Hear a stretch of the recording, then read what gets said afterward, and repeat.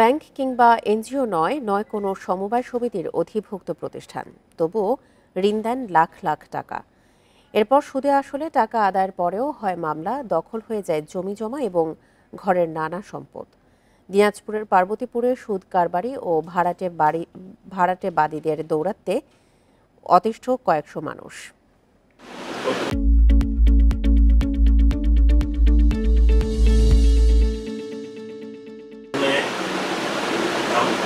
2017 সালে স্থানীয় এক সুদ কারবারির কাছে 1.5 লাখ টাকা ঋণ নেন পার্বতীপুরের স্কুল শিক্ষক গিয়াসউদ্দিন। পরে সুদে আসলে শোধ করেন 2.5 লাখ টাকা। এরপরেও আসামি হয়েছেন 30 লাখ টাকার চেক প্রতারণা মামলায়। 2 শতাধিক শিক্ষক, তাদেরও একই অবস্থায় একইভাবে করছে। স্বপন নামে একজন ছেলে, তার এই ইয়েতে পড়ে নিজ স্কুলে আত্মহত্যা করে। এই চক্রের ফাঁদে পড়ে ভুয়া মামলায় পালিয়ে বেড়ানো নিঃস্ব হওয়া মানুষের সংখ্যা কয়েকশো। ছাড় পাননি ক্ষুদ্র ব্যবসায়ী, শিক্ষক, সরকারি চাকরিজীবীও। টাকা আমি পরিশোধ করেছি, তবে তারা আমার বিরুদ্ধে আবার মামলা করেছে। বাড়ির পাশে না, ফ্যামিলি এটা, তাই কি কারণে 10,000 টাকাতে 6 লাখ টাকার কেস দিলে এতদিন লাভও নেই।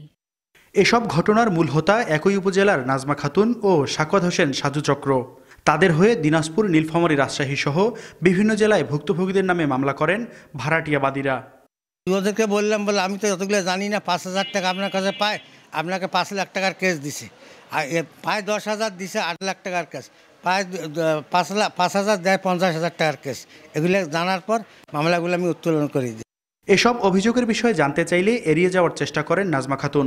জানান ভিন্ন কথা। আমি 4টা মামলার বাদী হয়েছি। আমি টাকা পাই, আমি আলোচনায়, আমার ব্যবসা আছে, আমার ট্রেড লাইসেন্স আছে, আমার ইনকাম ট্যাক্স আছে, আমি ওদেরকে টাকা হাওলাত দিছি, আমার দোকান আছে। ভুক্তভোগীদের অভিযোগ, কিছু অসাধু পুলিশ সদস্যকে ম্যানেজ করে জমজমাট সুদ কারবারি করছে চক্রটি।